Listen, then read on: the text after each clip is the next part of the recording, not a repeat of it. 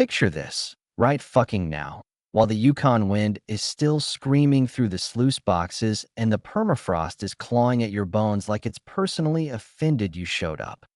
Parker Schnabel, 29 years old, face carved from granite and bad decisions. The kid who turned his grandpa John Schnabel's big nugget mine into a goddamn empire before most of us figured out how to file taxes. Just ripped the Band-Aid off 5 bleeding wounds the Discovery Channel spent 15 seasons pretending we're love taps. And brother, when Parker finally opened his mouth about the 5 cast members he legitimately could not stand, the entire Gold Rush fandom felt the earth move because this wasn't scripted drama. This was the raw, frostbitten, $1,000,000-an-ounce truth straight from the guy who's been bleeding money and sleep since he was 16. Raised in Haines, Alaska, population smaller than a high school prom. Parker was literally bottle-fed gold dust, summers spent on Grandpa John's knee watching dredges chew through ancient riverbeds while the old man spun stories about the Klondike stampeders who froze solid with nuggets still clenched in their fists. And by 15, Parker was running crews twice his age. By 18, he'd cashed in his college fund for a claim that could have bankrupted him before he could legally drink. And by 21, he was the face of Gold Rush, the baby-faced assassin who turned "Move Dirt Faster" into a battle cry that made grown men cry into their Carhartts. Mining isn't a game. It's Russian roulette with excavators. Every season, Parker drops 8 figures on leases, fuel, parts, payroll, royalties, permits, and prayers before a single flake hits the pan. One frozen hose, one snapped pin, one miscalculation, and you're not just broke.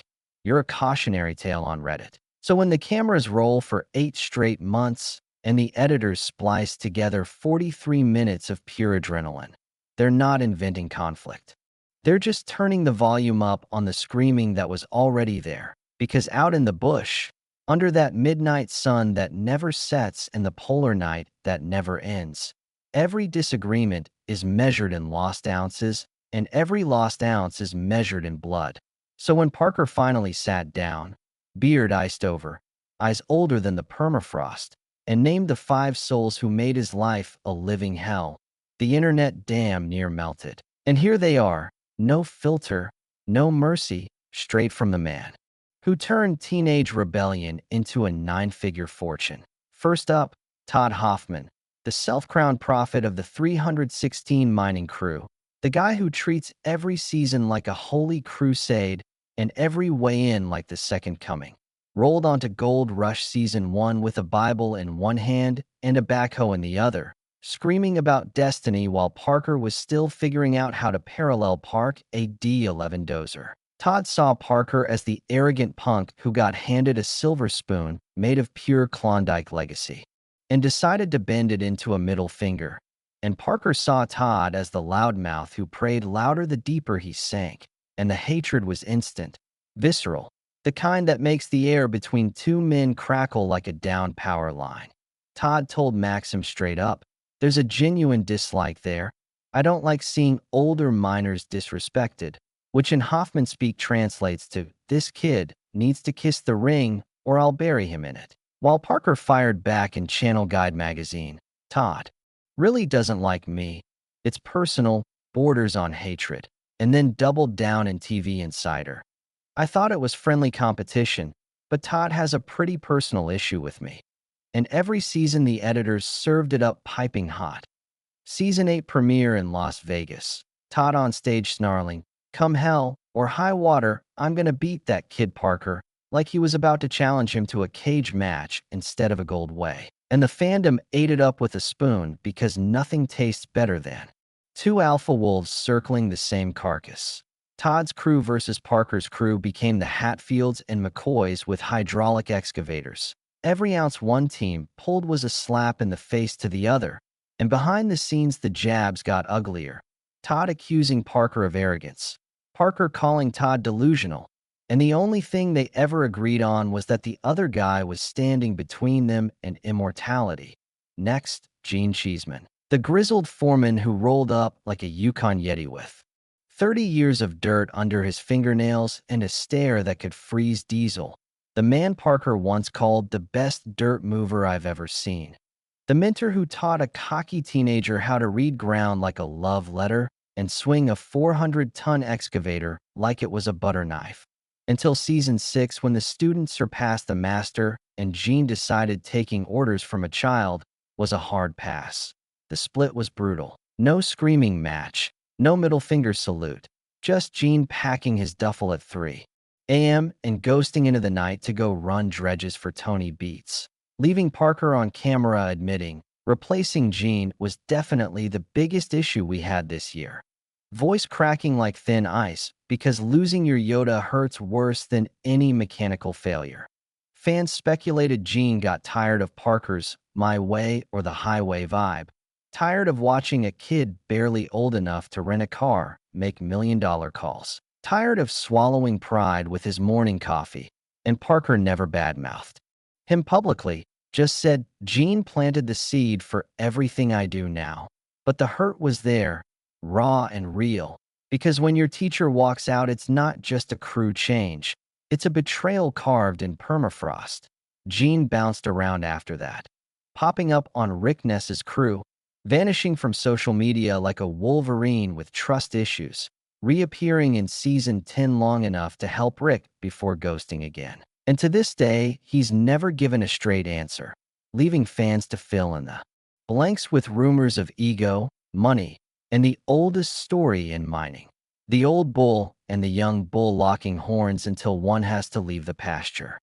Then there's Rick Ness, the guy who started as Parker's right-hand man, the loyal soldier who could run a wash plant blindfolded and still find time to crack a beer and a joke. The friendship that felt bulletproof until Rick decided he wanted his own throne and Parker realized loyalty has an expiration date when ambition walks in the door. It started small, Rick making moves without clearing them, rerouting water or shifting cuts because he'd been in the game long enough to trust his gut, and Parker seeing every unsanctioned decision as a crack in the foundation. Season 9, the dam broke. Rick went rogue one too many times, and Parker nearly canned him on camera. The kind of tension that makes the air in the war room thicker than 90-weight gear oil. And instead of firing him, Parker did something worse. He let Rick walk, handed him a claim, and said, "Go prove you're the boss you think you are." And Rick did, struck out on his own, built his own crew, pulled his own ounces, and suddenly, the guy who used to high-five Parker over a 300-ounce cleanup was competing for the same leaderboard spot. The friendship didn't explode, it imploded, turned into polite nods and forced small talk. And in season 15, Parker laid it bare. I don't force interactions that aren't there. If me and Rick talk, cool. If we don't, that's real too. Which in Parker speak means we were brothers once. Now we're just two guys who used to know each other's secrets. And the saddest part is there's no villain. Just two men who grew in different directions while the cameras kept rolling and the fans kept picking sides. Tony Beats, the Viking warlord of the Yukon. The man who looks like he was carved from a glacier and sounds like he gargles gravel. The dude who owns half the Klondike and leases the other half at 20% royalties that make Parker's bank account weep blood. The landlord from hell who once made Parker hand over a fifth of every ounce pulled from Scribner Creek like a medieval tithe to an angry god. Their beef isn't personal. It's geological. Every border dispute, every water license, every royalty check is a fresh knife fight. And Tony swings a battle axe while Parker counters with a scalpel. Parker's paid millions in royalties to the Beats empire. Millions that could have bought another claim, another dozer, another shot at immortality. And every time Tony cashes a check, Parker feels the cut deeper than any frostbite.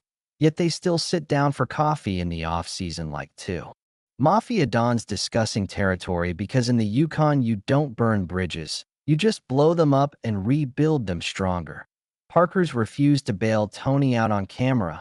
Tony's jacked royalties when Parker was drowning. They've screamed over claim lines while cameras rolled and drones circled like vultures. But when the chips are down, they'll still loan each other apart. Because out there, the only thing worse than owing Tony Beats is needing Tony Beats and being told no. Parker calls it issues and disagreements, but we're fine, which translates to I'd rather wrestle a grizzly than pay him another dime. But I respect the bastard because he's the only other guy crazy enough to bet his soul on frozen dirt. And the fifth name, the one that hits hardest because it's not a rival, it's not a foreman, it's not a landlord, it's Parker Schnabel himself. The kid who's been at war with his own reflection since he was 16 and realized the crown was made of barbed wire. Every season, he bets the ranch, the house, the truck, the girlfriend he'll never have time for, because one bad cleanup and the internet brands him a failure forever. He's admitted the hardest part isn't the ground, isn't the weather, isn't even the people. It's looking in the mirror and seeing a 29-year-old worth 9 figures who still can't sleep. Because what if this is the season the streak ends? What if the ground goes cold? What if the kid who started with nothing ends with nothing again? He's told reporters dating is impossible because try explaining to a Tinder match that you can't text back for 6 months because you're 400 miles from cell service chasing a dream that might kill you. And the only person who truly grinds his gears is the perfectionist in his head who demands 10,000 ounces or bust, who replays every lost hour, every broken part, every ounce that slipped through the sluice like it was a personal betrayal. Season 15, Episode 5. They pulled a pathetic 152.3 ounces in 4 weeks, ground frozen solid, equipment snapping like twigs. And Parker stood there on camera staring at the pan like it had personally spit in his face because to him it had. And when he says, "We have no room for error," what he really means is, I have no room for being human. And that self-loathing, that relentless internal whip, is the real fifth cast member he can't stand, the one that follows him into every cut, every weigh-in, every nightmare where the gold runs out, and the world finally sees the fraud he's terrified he might be. So there you have it, straight from the mouth of the guy who turned teenage dirt into a dynasty, Todd Hoffman. The fire and brimstone rival who wanted respect Parker never felt like giving. Gene Cheeseman, the mentor who walked when the students stopped listening. Rick Ness, the brother who chose ambition over loyalty. Tony Beats, the Viking landlord who charges in blood and royalties. And Parker Schnabel himself, the perfectionist tyrant who'll never let him rest until the ground runs dry or his heart gives out, whichever comes first. Because in the end, the frozen Yukon doesn't care who you hate. It only cares how much gold you pull before it buries you with the rest of the dreamers. And Parker's still swinging, still bleeding, still chasing that next ounce like it's the only thing keeping the darkness at bay. And until the permafrost thaws or the devil cashes his ticket, he'll keep naming names, keep burning bridges, keep fighting the only war that ever mattered. The one against the man in the mirror who refuses to blink.